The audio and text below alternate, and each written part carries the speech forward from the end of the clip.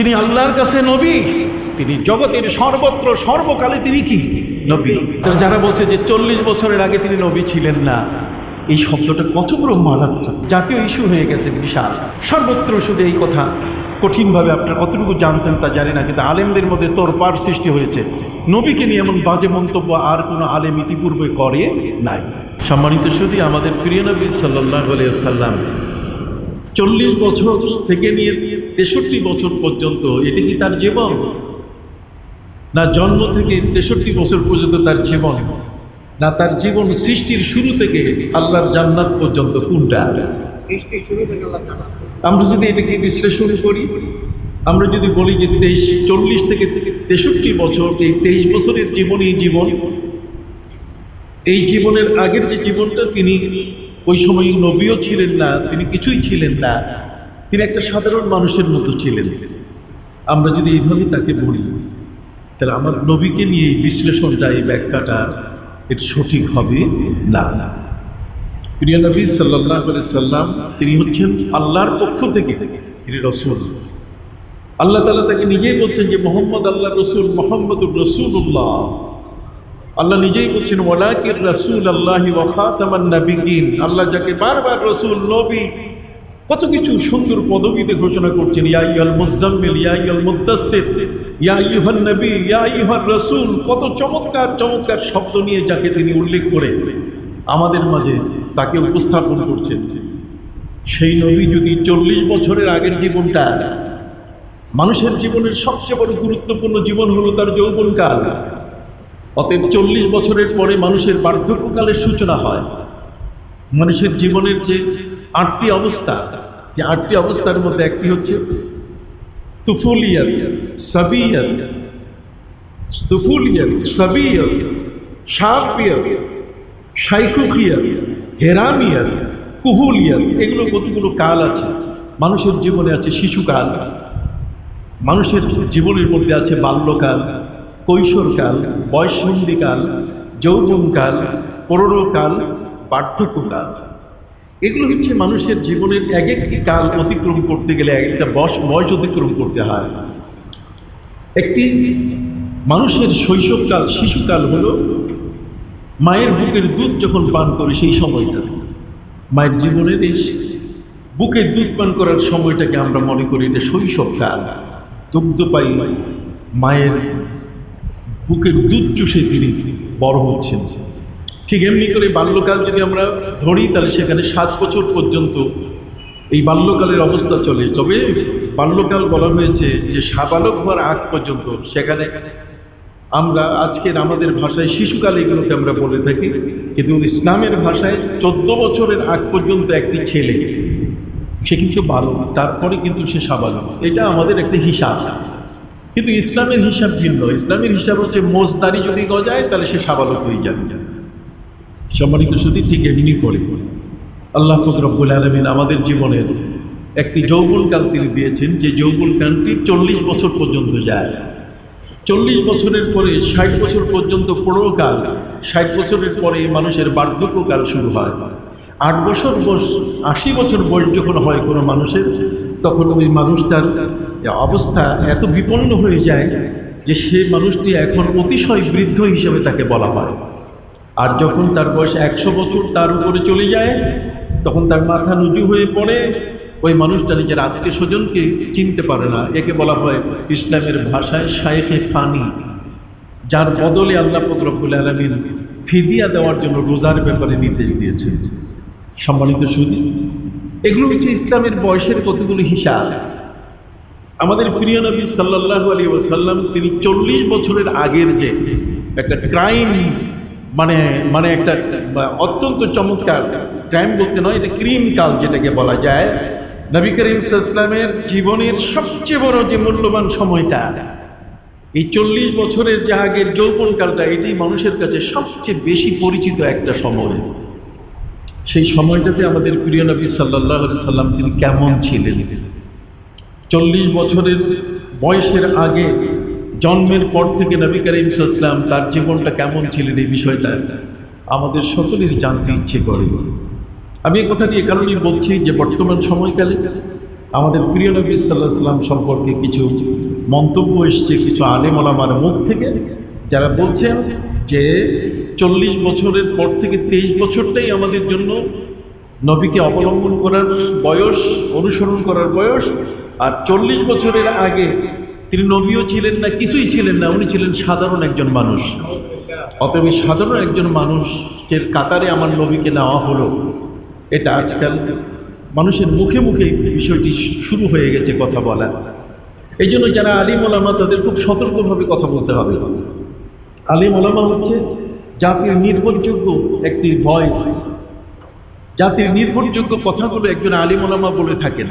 অতএব সেই আলিম ওলামাকে সবসময় ভাবতে হবে যে যে কথাগুলো তিনি বের করবেন সে কথাগুলো যেন অথেন্টিক হয় এবং তার পক্ষে যেন প্রচুর পরিমাণে যুক্তি হয়।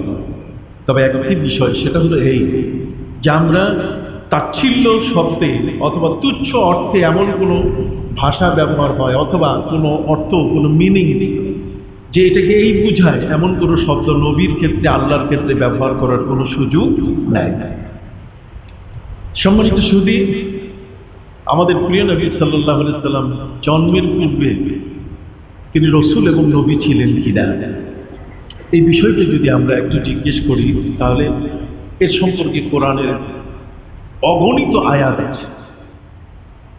পবিত্র কোরআন মজিদে আল্লাহ তাআলা বলছেন, ওয়াইজ আখাযাল্লাহু মিসাকান নাবিয়্যিনা লামা আতাইতুকুম মিন কিতাবিন ওয়া হিকমা সুম্মা জাআকুম রাসূল।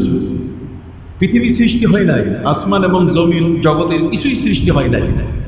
সব কিছু সৃষ্টির আগে রুহের জগতে আল্লাহ তাআলা নবীদের রুহগুলোকে একত্রিত করে তাদের কাছে আল্লাহ তাআলা শপথ দিচ্ছেন, ওয়াইজ আখাযাল্লাহু মিসাকান নাবিয়্যিন। তোমরা স্মরণ করো সেই সময়ের কথা যখন আল্লাহ তাআলা নবীদের কাছ থেকে শপথ নিচ্ছেন। কি শপথ নিচ্ছেন?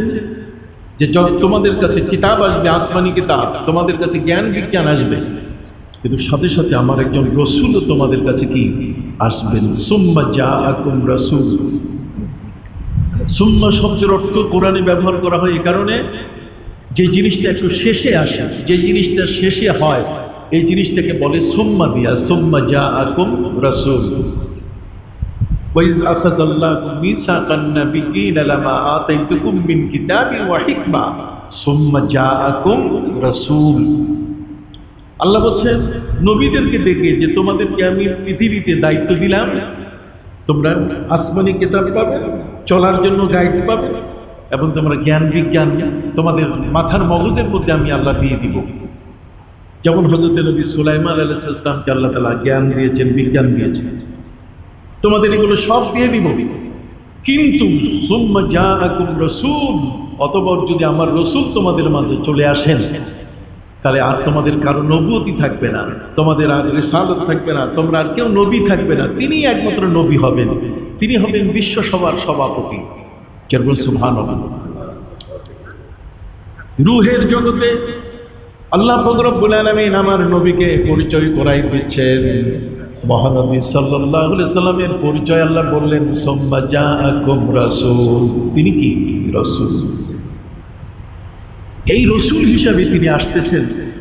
সমস্ত নবী, হযরত মূসা নবীর কোনো শক্তি ছিল না আমার নবীর উপর ঈমান না এনে। যত নবী এসেছেন বাবা আদম আলাইহিস সালাম থেকে নিয়ে হযরত ঈসা নবী পর্যন্ত সমস্ত নবী কিন্তু আমার নবীর উপর ঈমান আনছেন। সুবহানাল্লাহ বলেন। আমরাই শুধু নবীর উপর ঈমান আনছি তা কিন্তু নয়, বরং আমাদের পূর্বে যত নবী আসছেন তারাও আমার নবীর উপর কি আনছেন? ঈমান আনছেন। সম্মানিত সুধী, আমার আল্লাহ আমার নবীর সম্পর্কে নবীদের কাছে তিনি শপথ নিচ্ছেন সুম্মা জাআকুম রাসূল, এরপর তোমাদের কাছে রসুল আসবেন। সেই রসুলের পরিচয় আল্লাহ পাক রব্বুল আলামিন তুলে ধরলেন এত চমৎকার করে, যেই নবী যখন তোমাদের কাছে আসবেন তখন সেই নবীর উপরে তোমরা ঈমান আনবে। লা তুমিনুন্না বিহি ওয়া লা তানসুরুন্না, অবশ্য অবশ্য তার উপরে তোমরা বিশ্বাস আনবে, ঈমান আনবে, এবং পাশাপাশি তোমাদের সব কিছু দিয়ে তোমরা তাকে সাহায্য করবে। সম্মানিত সুধী, সেই নবী সাল্লাল্লাহু আলাইহি সাল্লাম জগতের মধ্যে তার শুভাগমন এখনো হয় নাই। আল্লাহ পবিত্র কোরআনের এই আয়াতের মধ্যে সুম্মা শব্দ ব্যবহার করেছেন, তার মানে তার আগমন ঘটবে অনেক পরে, কিন্তু উনি যখনই চলে আসবেন তখনই আর কারণ অভাব থাকবে না। সম্মানিত সুধী, আমার প্রিয় নবী সাল্লাল্লাহু আলাইহি ওয়াসাল্লাম এবং নবীদের শুভাগমন শুরু হলো। আল্লাহ পাক রব্বুল আলামিন নবীকে পাঠাচ্ছেন হযরত আদম আলাইহিস সালামের মাধ্যমে জগৎবাসীর কাছে। হযরত আদম হয়ে হয়ে বংশ পরম্পরায় তিনি পৃথিবীতে আগমন করছেন, কিন্তু যত নবী বাবা আদম আলাইহিস সালাম থেকে নিয়ে সব নবী আমার নবীকে চিনতেন। সুবহানাল্লাহ বলেন। যদি আপনি বলেন বাবা আদম আলাইহিস সালাম আমার নবীকে চিনতেন কিনা, নবী তো ওই সময় আসেন নাই। নবী তো তখন তার এই যে দেহের ভিতরে এই রূহগুলো, তার ভিতরে আল্লাহ পাক রব্বুল আলামিন রেখেছেন। হাদিসের মধ্যে এসেছে যে তার এই পাঁজর থেকে, কোমর থেকে আল্লাহ তাআলা রূহগুলোকে বের করেছিলেন ওই আরাফাতের ময়দান আর কাবার মাঝখানে জায়গায়। সেখানে তিনি ওই মুহূর্তে আল্লাহর পক্ষ থেকে প্রশ্নের শিকার হয়েছিলেন। তার এই সন্তানরা, তাদের উপর প্রশ্ন আসছে, আলাস্তু বিরব্বিকুম ক্বালু বালা, আমি কি তোমাদের রব নই? তখন আমরা সবাই বলেছিলাম কি, আল্লাহ আপনি আমাদের রব। সম্মানিত সুধী, হযরত বাবা আদম আলাইহিস সালামের তার কপাল থেকে, পেশানি থেকে আমার নবী জগতের মধ্যে তিনি আসলেন। বাবা আদম কাকে পৃথিবীতে জন্ম দিচ্ছেন, তার বংশে কারা কারা আসবে, বাবা আদম তাদেরকে চিনেন কিনা যদি প্রশ্ন করা হয় যে আদম আমার নবীকে চিনেন কিনা। ভাইরা আমার হযরত নবী ঈসা, হযরত মুসা, হযরত সুলাইমান, হযরত দাউদ, তাদেরকে বাবা আদম চিনেন কিনা। পবিত্র কোরআন তার সমাধান দিয়েছে। পবিত্র কোরআন মজিদে আল্লাহ পাক রব্বুল আলামিন বলেন, وَعَلَّمَ آدَمَ الْأَسْمَاءَ كُلَّهَا, আল্লাহ পাক রব্বুল আলামিন আদমকে সব কিছুর নাম শিখালেন। আল্লাহ তাআলা গাছের নাম শিখালেন, মাছের নাম শিখালেন, পৃথিবীর মধ্যে কোন জিনিসটা কি, যত মেটেরিয়ালস আছে, র মেটেরিয়ালস সবগুলোর নাম তিনি শেখালেন। আসমান কয়টা, জমিন কয়টা, জগতের কোনটার কি নাম, সবগুলো বাবা আদমকে আল্লাহ শেখালেন। আর জগতের মধ্যে সবচেয়ে বড় এলিট পারসন, সবচেয়ে বড় সম্মানিত নবী এবং রসুল, তাদের নাম কি আল্লাহ তাআলা আদমকে শিখান নাই? আদম শিখিয়েছেন। অতএব তাফসীরের কিতাবের মধ্যে এসছে, ওয়া আল্লামা আদামাল আসমা কুল্লাহা, আল্লাহ পাক রব্বুল আলামিন বাবা আদম আলাইহিস সালামকে সমস্ত নবীর নাম শিখাই দিয়েছেন। সমস্ত নবীর নাম জানতেন বাবা আদম আলাইহিস সালাম। আমার নবীরও নাম তিনি কি জানতেন। সম্মানিত সুধী, বাবা আদম যেমন সকল নবীর নাম জানেন, বাবা আদম সহ জগতের যত নবী এসেছেন সমস্ত নবীও আমার নবীর নাম জানতেন। সুবহানাল্লাহ বলেন।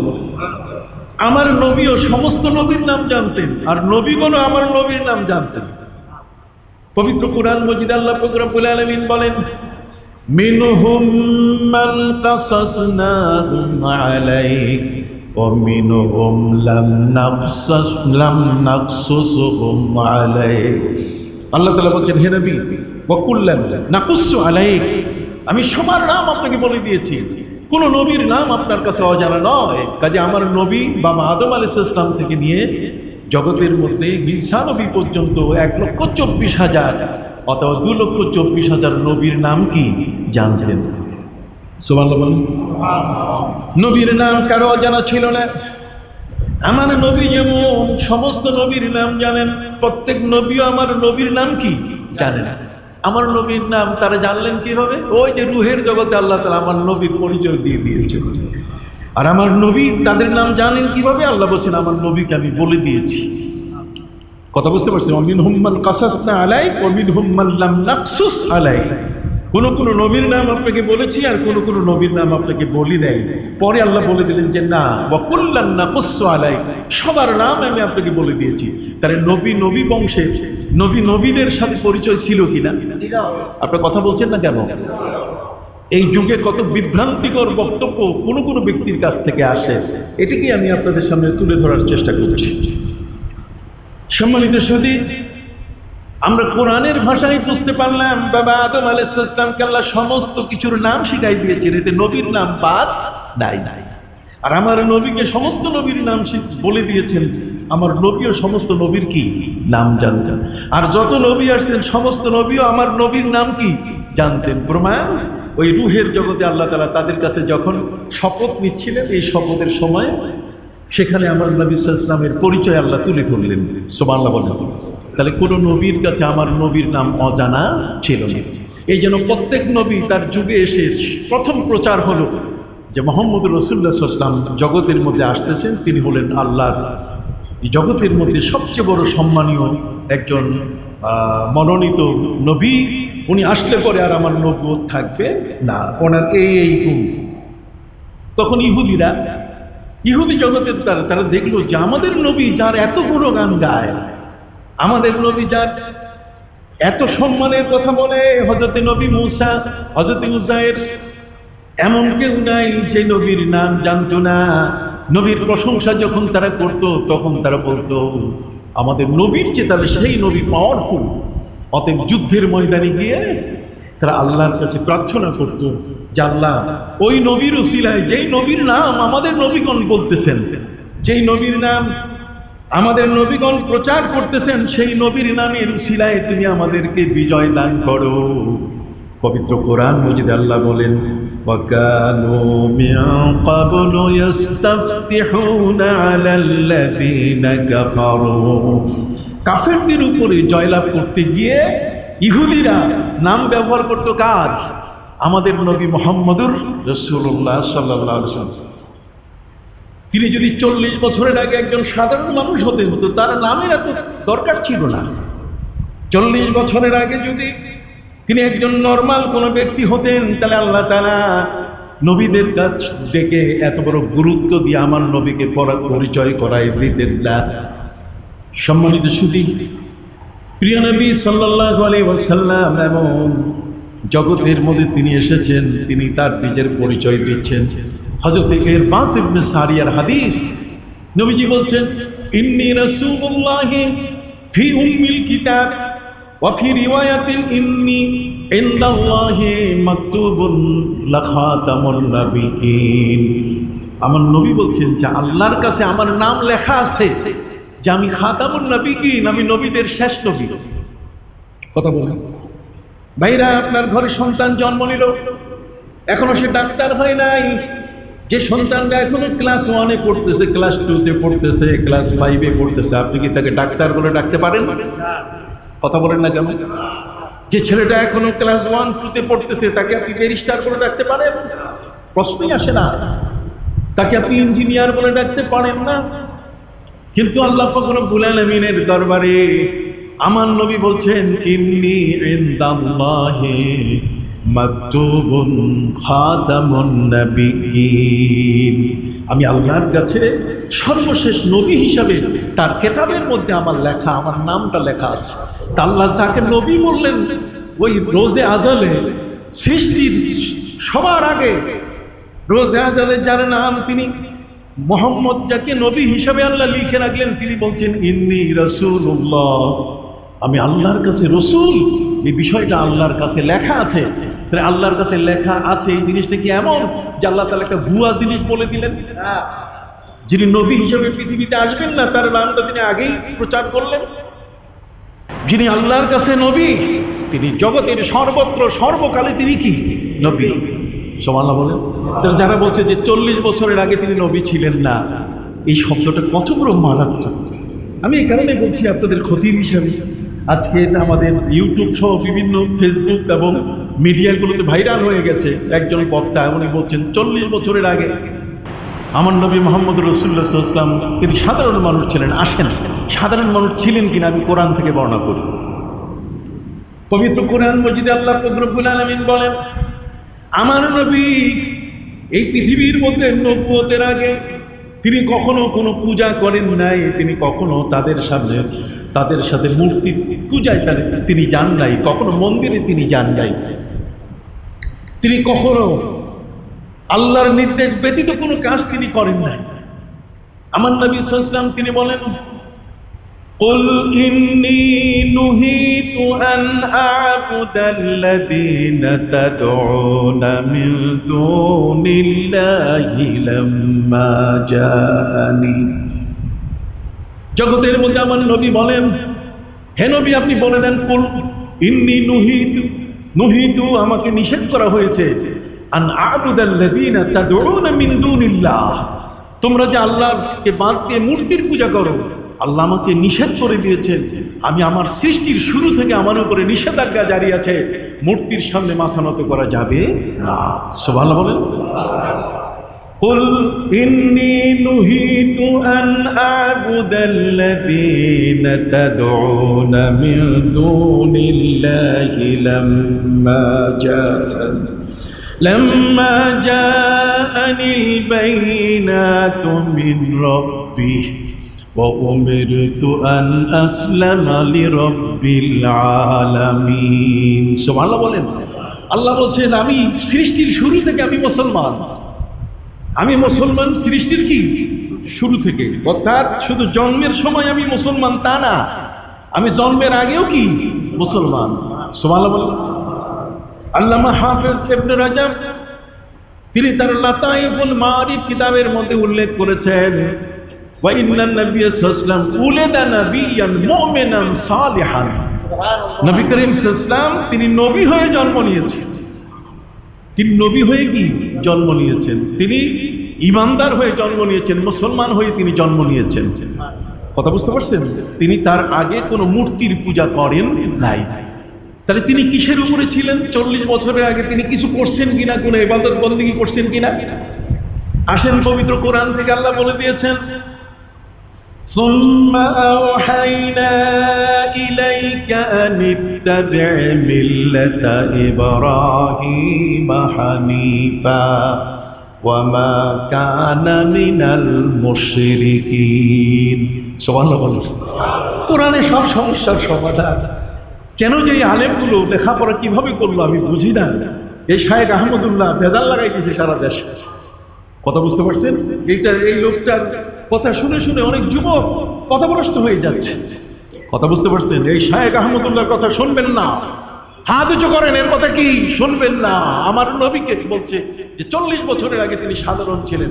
আমার আল্লাহ বলছেন না নবী আপনি বলেন আপনি সাধারণ ছিলেন না। قل إني نهيت أن أعبد الذين تدعون من دون الله। হে নবী আপনি বলে দেন আমাকে আল্লাহ আমার উপরে আল্লাহ নিষেধাজ্ঞা জারি করেছেন, তোমরা যার পূজা করো আমি কোনোদিন তাদের পূজা করতে পারি না। সুবহানাল্লাহ বলেন। সম্মানিত সুধী বন্ধুরা আমার, শুধু তাই নয় বরং 40 বছরের আগে আমার নবী জগতের মধ্যে তিনি কেমন ছিলেন, কোন ধর্ম আমল করেছেন কিনা আল্লাহ বলে দিয়েছেন, সুম্মা আওহাইনা ইলাইকা আন ইত্তাবি' মিল্লাতা ইব্রাহিমা হানিফা। হে নবী আপনার কাছে যতক্ষণ পর্যন্ত আসমানি কিতাব আসবে না তার আগ পর্যন্ত আমি আপনাকে জানিয়ে দিলাম যে পৃথিবীর মধ্যে যে জীবনটা আপনার চলবে সেটা নবী ইব্রাহিমের ধর্মের উপরে থেকে চলবে। এই জন্য নবীর দাদা খাজা আব্দুল মুত্তালিব তিনি ইব্রাহিম আলাইহিস সালামের ধর্মের উপরে ছিলেন। ইব্রাহিম আলাইহিস সালামের ধর্মের উপরে থেকে তিনি কাবা ঘরের মূর্তিগুলো পাশ কাটিয়ে কাটিয়ে সেখানে তিনি তওয়াফ করতেন, ইতিকাফ করতেন এবং হেরা পর্বতে গিয়ে তিনি নবী ইব্রাহিমের ওজিফার উপরে তিনি আমল করতেন। আমার নবী সাল্লাল্লাহু আলাইহি ওয়াসাল্লাম নবী ইব্রাহিমের ওজিফার উপরে ছিলেন। কথা কি বুঝতে পারছেন? 40 বছরের আগে নবীর আমল ছিল কি? ইব্রাহিম আলাইহিস সালামের ওজিফা। আর ইব্রাহিম আলাইহিস সালামের ওজিফার মধ্যে সেখানে রোজা ছিল। কথা বলেন, আশুরার রোজা ছিল, আইয়ামে বেজের রোজা ছিল, অন্যান্য ইবাদত বন্দেগীগুলো ছিল, সবগুলোই তো আমার নবী করেছেন। কথা বুঝতে পারছেন? তা আমার নবী 40 বছরের আগে তিনি নবী ছিলেন না। আসেন দেখি আমি কোরআন থেকে আরো প্রমাণ করে দেখি যে মুসা নবী, হযরত ঈসা নবী, হযরত ইয়াহইয়া আলাইহিস সালাম তারা পৃথিবীর মধ্যে জন্ম থেকে নবী ছিলেন কিনা। ভাইরা আমার, হযরত নবী জাকারিয়া আলাইহিস সালাম আল্লাহর কাছে বললেন, হুনালিকা দাআ জাকারিয়াল মিহরাব। হযরতে মরিয়ম যেখানে লালিত হচ্ছিলেন সেখানে হযরতে জাকারিয়া আলাইহিস সালাম আল্লাহর কাছে আবেদন করলেন, মাবুদ দয়া করে আপনি আমাকে একটা সন্তানের ব্যবস্থা করে দেন, আমার বয়স তো শেষ হয়ে যাচ্ছে। আমার আল্লাহ বলেন, জাকারিয়া তুমি মরিয়মের পাশে বাইতুল মুকাদ্দাসের সেই প্রকোষ্ঠের পাশে দাঁড়িয়ে তুমি নামাজ পড়তে পড়তে দোয়া করেছো, অতএব আমি তোমার দোয়া কবুল করলাম। রে জাকারিয়া, ইয়া জাকারিয়া, ইন্না লানুবাশশিরুকা বিগুলামিন ইসমুহু ইয়াহইয়া লাম নাজআল লাহু মিন ক্বাবলু সামিয়া। আল্লাহ বলেন, হে জাকারিয়া, ইন্না নুবাশশিরুকা বিগুলামিন ইসমুহু ইয়াহইয়া, তোমাকে আমি একটা শিশু সন্তান দান করলাম যার নাম কি? ইয়াহইয়া। ইয়াহইয়া ছোট্ট শিশু। আমার আল্লাহ পবিত্র কুরআন মাজিদে ইয়াহইয়া সম্পর্কে বলছেন, ওয়ালাকাদ আতাইনাহুল হুকমা সাবিয়া। আল্লাহ বলছেন ওয়াতাইনাহুল হুকমা সাবিয়া। এই ছোট্ট বয়সে সবি শব্দের অর্থ যে আমি বললাম সবিয়ত, তুফুলিয়ত, সবিয়ত। সবিয়ত মানে শিশুকাল। এই শিশুকালটা কত? এই শিশুকাল সম্পর্কে কিতাবের মধ্যে লেখা হয়েছে যখন তার বয়স 2 বছর। এই 2 বছর বয়সে আল্লাহ বলছেন ওয়াতাইনাহু হুকমান সাবিয়া, আমি তাকে এই শিশু বয়সে আমি নবুয়তের সব কিছু তাকে দিয়ে দিয়েছি। সুবহানাল্লাহ। তাহলে বোঝা গেল জন্ম নিয়ে কি হতে পারে? নবী হইতে পারে। নবী হয়ে জন্ম নিতে পারেন কিনা? মায়ের পেট থেকে নবী হয়ে আসতে পারেন কিনা? শুধু তাই নয়, বরং হযরত ঈসা রূহুল্লাহ মায়ের পেট থেকে যখন তিনি জন্ম নিচ্ছেন, এখনো অর্ধেক শিশু মায়ের পেটে, ওই মুহূর্তে মা ডাক দিয়ে বলছে, ইয়া লাইতানি মিতু ক্বাবলা হাদা ওয়া কুনতু নাসিয়াম মানসিয়া। হে আমার রব, তুমি আমাকে মৃত্যু দাও। কোনো পুরুষের সাথে আমার বিয়ে হয় নাই, অতএব যে শিশুটি জন্ম নিচ্ছে এটা যদি জন্ম নেয় এটা নিয়ে ভেজাল হবে, এর বাপের নাম নিয়ে আমাকে প্রশ্ন করবে, তার বাবাকে আমি তো উত্তর দিতে পারবো না। কাজে তুমি আমাদের মৃত্যু দিয়ে দাও, আমার মৃত্যুর সাথে আমার সন্তানটিও মারা যাবে, কবর হয়ে যাবে, কেউ জিজ্ঞাসা করবে না বাপের নাম। ইয়া লাইতানি মিতু ক্বাবলা হাদা ওয়া কুনতু নাসিয়াম মানসিয়া। মা যখন এই কথা বলছেন যে আমাকে মৃত্যু দাও, ওই মুহূর্তে হযরতে ঈসা আলাইহিস সালাম অর্ধেকটা পৃথিবীতে এসেছেন। সেই ঈসা মায়ের 2 পায়ের নিচ থেকে পাশ থেকে বলছেন, ফানাদাহা মিন তাহতিহা আল্লা তাহজানি ক্বাদ জাআলা রাব্বুকি তাহতাকি সারিয়া وهزي إليك بجذع النخلة تساقط عليك رطبا جنيا। সুবহানাল্লাহ বলেন। একজন আলেম মানুষ কোরআন পড়লে তার তো ভুল এমন করার কথা না। কথা বুঝতে পারছেন? 40 বছর আগে নবী হয় না, কে বলে 40 বছর আগে ঈসা নবী, তিনি নবী ছিলেন। 40 বছর আগে ইয়াহইয়া নবী কি ছিলেন? নবী ছিলেন। 40 বছর আগে হযরত নবী সুলাইমান নবী ছিলেন। 40 বছর আগে আল্লাহ পাক রব্বুল আলামিন নবী ইব্রাহিম মায়ের পেটে যখন জন্ম নিলেন, মায়ের পেটে তাকে পেট থেকে জন্ম নেওয়ার পরে মা যখন পাহাড়ের গুহার মধ্যে রেখে বের হচ্ছিলেন, বারবার চেয়ে দেখেন আমার শিশুটার অবস্থা কি। উনি দেখলেন নবী ইব্রাহিম জন্ম নিয়েছেন, তাকে মা জন্ম দিয়ে ওই জালেম নমরুদের হাত থেকে রক্ষা পাওয়ার জন্যে নবী ইব্রাহিম আলাইহিস সালামকে মা জন্ম দিয়ে যখন তিনি চলে যাওয়া শুরু করলেন পাহাড়ের গুহা থেকে, পিছনে তাকায়, হায় রে, একটি শূন্য জায়গায় আমি আমার সন্তানটি রেখে গেলাম, নাবিসেরা সন্তানটা মা হারা হয়ে বাপ হারা হয়ে এখানে পড়ে থাকবে। মা যখন পেছনে তাকানো শুরু করলেন, ঠিক ওই মুহূর্তে তিনি দেখতে পেলেন উপরের থেকে একটা পাহাড়ের পাথর গুহার মুখের দিকে আসতেছে। মা চিৎকার দিয়ে যখন আবার গুহার দিকে যাওয়া শুরু করলেন, সেই পাথরটা আবার সরিয়ে যাওয়া শুরু করলো। মা বুঝতে পারলেন আমার এই সন্তানকে আল্লাহ নিজে হাতে তিনি হেফাজতের দায়িত্ব নিয়েছেন। সুবহানাল্লাহ। হযরত নবী ইব্রাহিম আলাইহিস সালাম তিনি ওই মুহূর্তে গুহার মধ্যে তার মা বাবাকে গিয়ে বলেন যে তোমার ঘরে এই সন্তান, চলো দেখি। যখনই তিনি তার সন্তানকে দেখতে আসলেন, তখন তার হাতে একটা পুতুল ছিল, একটা মূর্তি ছিল। মূর্তিটা হাতে নিয়ে ছোট্ট শিশু ইব্রাহিমকে যখন দেখতে আসে, তখন শিশু ইব্রাহিমের বয়স মাত্র কয়েক ঘন্টা। হযরতে ইব্রাহিম আলাইহিস সালাম শিশু অবস্থায় বাবাকে তিনি প্রশ্ন করা শুরু করলেন, ইয়া আবাতি লিমা তা'বুদু মা লা ইয়াসমাউ ওয়া লা ইউবসিরু ওয়া লা ইউগনি আনকা শাইআ। সুবহানাল্লাহ বলেন। আরবি পড়বেন, মজা লাগবে। আল্লাহ কি চমৎকার কোট করছেন। হযরত নবী ইব্রাহিম শিশু, 2-3 ঘন্টার শিশু, আর সেই শিশু বাবার পুতুল দেখে তিনি সেখানে প্রতিবাদ শুরু করলেন। কি? ইয়া আবাতি, হে আমার পিতা, লিমা তা'বুদু মা লা ইয়াসমাউ ওয়া লা ইউবসিরু ওয়া লা ইউগনি আনকা শাইআ। হে আমার পিতা, তোমার হাতে কি কয় পুতুল? কয়টা তো কানে শুনতে পারে না, এটা চোখে দেখে না, বিপদে পড়লে তোমাকে সাহায্য করতে পারে না, তুমি কেন তার বন্দেগী করবে, কেন তার পূজা করবে, তুমি ইবাদত করবে আল্লাহর। সুবহানাল্লাহ। মাত্র 3 ঘন্টার ব্যবধানে পিতা তাকে দেখতে এসেছেন, আর সেই পিতার কাছে তিনি প্রশ্ন তুলে বসলেন। সুবহানাল্লাহ বলবেন না? এখানে আলেম ওলামা বসে আছে। ইয়া আবাতি লিমা তা'বুদু, হে আমার পিতা, কেন তুমি ইবাদত করবে, পূজা করবে? মা লা ইয়াসমাউ, যে কানে শোনে না, ওয়া লা ইউবসিরু, যে চোখে দেখে না, ওয়া লা ইউগনি আনকা শাইআ, যে তোমাকে বিপদকালে বাঁচাতে পারবে না, তার তুমি কেন পূজা করো? তাহলে হযরতে ইব্রাহিম আলাইহিস সালাম, আল্লাহ তাআলা তাকে শিশু বয়সে তাকে নবুয়তি দিয়েছেন কিনা? আরো বলেন, দিয়েছেন কিনা?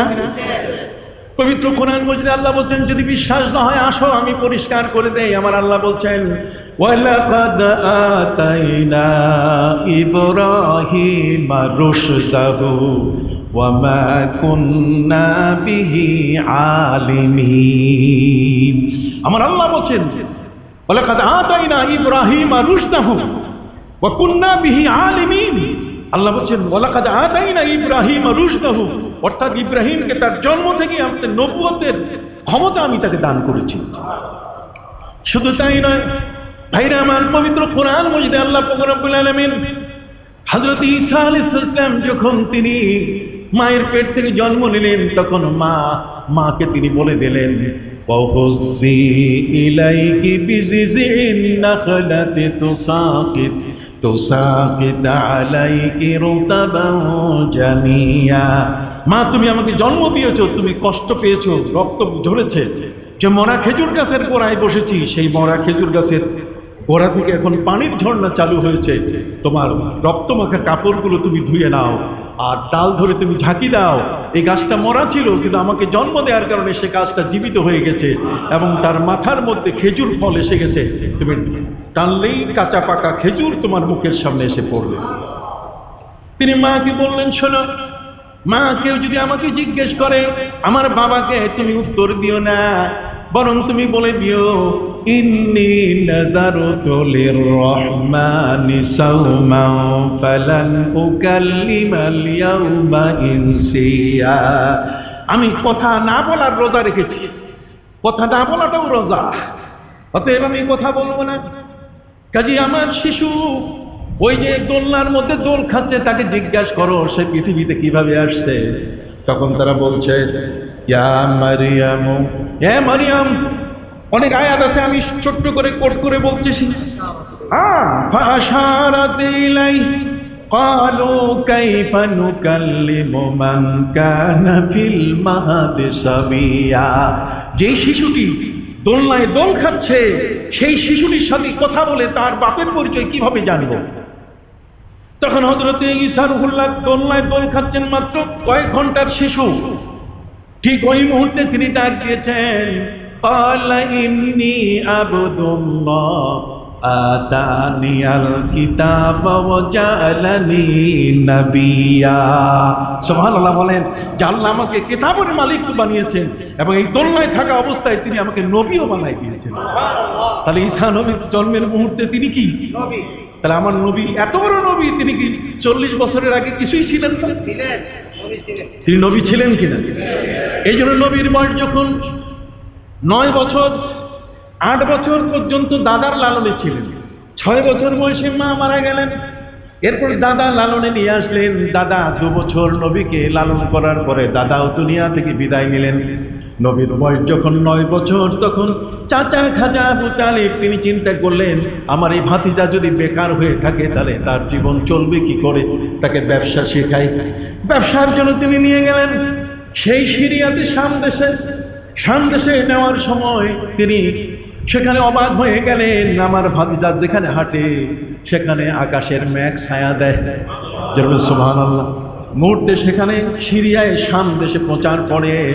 সেখানে মালামাল ঢালার সাথে সাথে কাস্টমার এত বেশি হয়ে গেল, সাথে সাথে সেটা বিক্রি হওয়া শুরু করলো।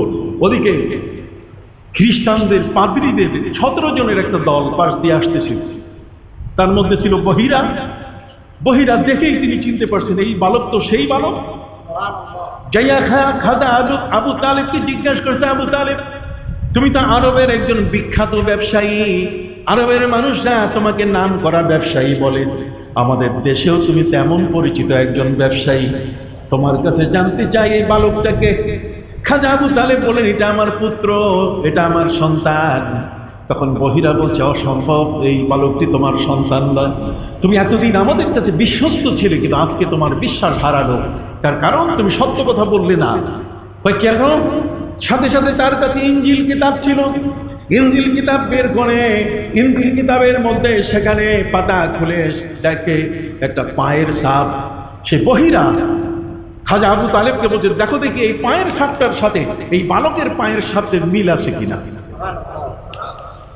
হাদিসের কিতাবের মধ্যে আছে, আমার নবীর পা হবে হযরত ইব্রাহিম আলাইহিস সালামের পায়ের মতো।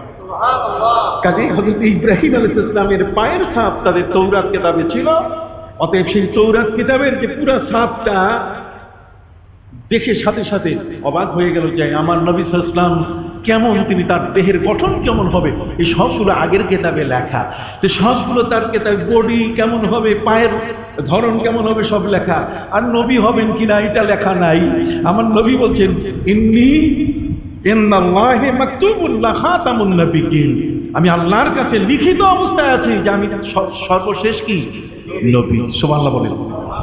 সময় তো হয়ে গেছে, এটা তো 3-4-5 ঘন্টা বলে তারপর আপনাকে বুঝাইলে এরপর আপনি পরিষ্কার বুঝবেন যে এই শায়েখ আহমদুল্লাহ কি বলে জাতিকে বিভ্রান্ত করলো। আমি নাম নিয়েছি কারণে, নাম এ কারণে আমি নিয়েছি, এমন কোন ব্যক্তি যে ব্যক্তি আমার নবীর সাথে বেয়াদবি করে তার নাম না নিলে কোরআনে ফেরাউনের নামও নিয়েছে পরিচয় করিয়ে দেওয়ার জন্য।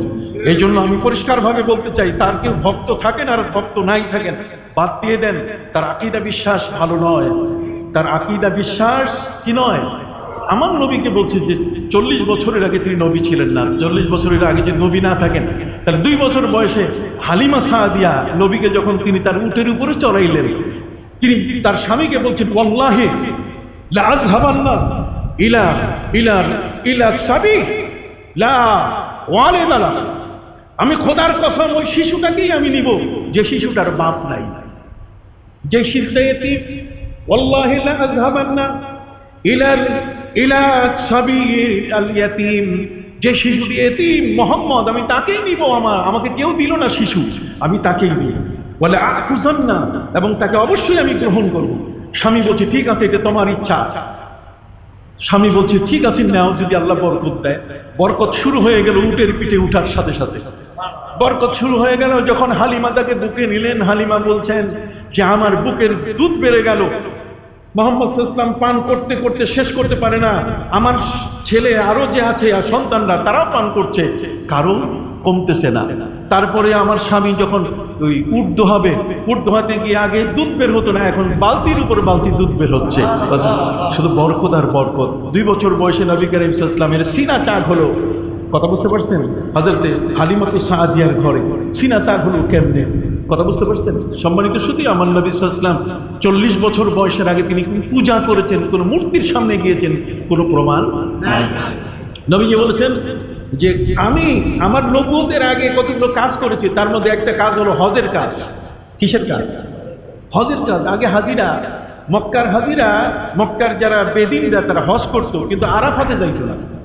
ওরা মুজদালিফায় যাইয়া হজ শেষ করে চলে আসতো। নবী বলছেন, না, আল হজ্জ আরাফাত, আল হজ্জ আরাফাত, আল হজ্জ আরাফাত। কথা বুঝতে পারছেন? আরাফাতেই হজ, আরাফাতেই হজ, আরাফাতেই কি হজ। অতএব নবী করিম সাল্লাল্লাহু আলাইহি ওয়াসাল্লাম বলছে আমি সেদিনও ইবাদতের সংস্কার করেছি। আল্লাহ তাআলা এই আরাফাতকে আমাদের জন্য হজের জায়গা করে দিয়েছেন, মুজদালেফা না, মুজদালেফায় রাত ঘুমানোর জায়গা। সুবহানাল্লাহ। তো কাজেই আকীদা এবং বিশ্বাস বড় মারাত্মক জিনিস। নবীর সম্পর্কে কখনো এমন কিছু আকীদা পেশ করবেন না যেটাতে আমাদের ঈমান চলে যায়। আল্লাহ আমাদেরকে সেই আকীদা বিশ্বাস যেটাতে ঈমান থাকে, থাকার উপর তৌফিক দান করুন। সকলে বলেন আমিন। হাত উঁচু করে বলেন, সকলে বলেন আমিন।